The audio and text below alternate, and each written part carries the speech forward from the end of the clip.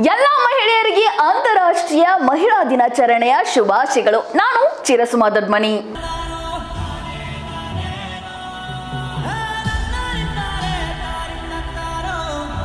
ಹೆಣ್ಮಕ್ಳೇ ಸ್ಟ್ರಾಂಗ್ ಗುರು ಅಂತ ನಮ್ಮ ಹೆಣ್ಮಕ್ಳು ಎಲ್ಲಾದ್ರಲ್ಲೂ ಪ್ರೂವ್ ಮಾಡಿ ತೋರಿಸ್ಬಿಟ್ಟಿದ್ದಾರೆ ಕಣ್ರಿ.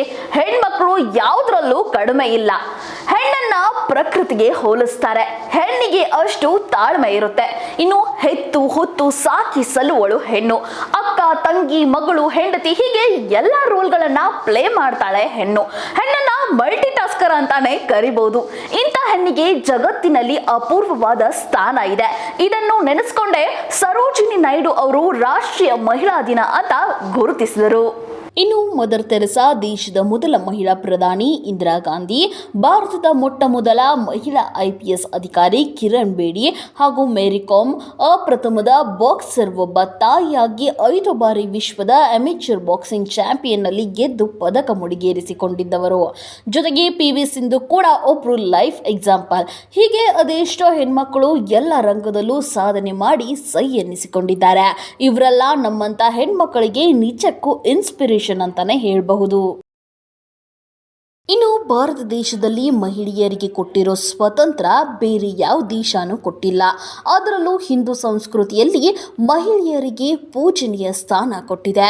ಹಿಂದೂ ಸಂಸ್ಕೃತಿ ಅತ್ಯಂತ ದೊಡ್ಡದಾಗಿದೆ. ಅಷ್ಟೇ ಯಾಕೆ, ಆ ಭಾರತ ಮಾತೆ ಕೂಡ ಒಬ್ಳು ಹೆಣ್ಣು. ಹೆಣ್ಣು ಅಂದ್ರೆ ಮನೆಗೆ ಲಕ್ಷ್ಮಿ ಅಂತ ತುಂಬಾ ಜನ ಹೇಳ್ತಾರೆ. ಆದ್ರೆ ಈಗಿನ ಕಾಲದಲ್ಲಿ ಹೆಣ್ಣು ಅಂದ ತಕ್ಷಣ ಫಸ್ಟ್ ನೆನಪಿಗೆ ಬರೋದೇ ಶೋಷಣೆ, ದೌರ್ಜನ್ಯ, ಅತ್ಯಾಚಾರ, ಹಿಂಸೆ, ಹೀಗೆ ಅದೆಷ್ಟೋ ಬೇಡದ ಪದಗಳೇ ಜಾಸ್ತಿ ಆಗಿದೆ. ಇವತ್ತಿನ ಸಮಾಜದಲ್ಲಿ ಹೆಣ್ಮಕ್ಳು ಸ್ಥಿತಿ ಗತಿಗಳ ಬಗ್ಗೆ ಮಾತಾಡೋದಾದ್ರೆ ಈ ನೆಗೆಟಿವ್ ಪಾಯಿಂಟ್ಸ್ನೇ ಜಾಸ್ತಿ ಆಗುತ್ತೆ. ಸೊ ಹಾಗಾಗಿ ಹೆಣ್ಮಕ್ಳಿಗೆ ಇದರಿಂದ ಆದಷ್ಟು ಮುಕ್ತಿ ಬೇಕು.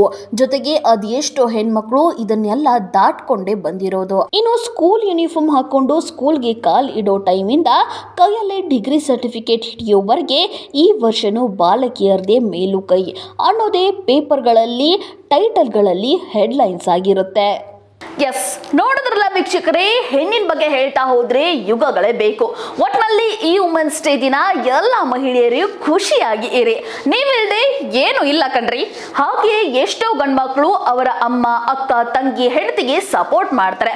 ಅಂತ ಗಂಡ್ಮಕ್ಳಿಗೆ ನನ್ನ ಕಡೆಯಿಂದ ಒಂದು ಹ್ಯಾಟ್ಸ್ ಆಫ್ ಅಂತ ಹೇಳ್ತಾ, ಹಾಗೇನೆ ಈ ವರ್ಷ ಹೆಣ್ಮಕ್ಳಿಗೆ ಡಬಲ್ ಲಾಟ್ರಿ. ಯಾಕಂದ್ರೆ ಅದೇ ದಿನ ಹೆಣ್ಮಕ್ಳಿಗೆ ಇಷ್ಟ ಆಗುವಂತ ಹಬ್ಬ ಕೂಡ ಬಂದಿದೆ. ಅದೇ ಮಹಾಶಿವರಾತ್ರಿ.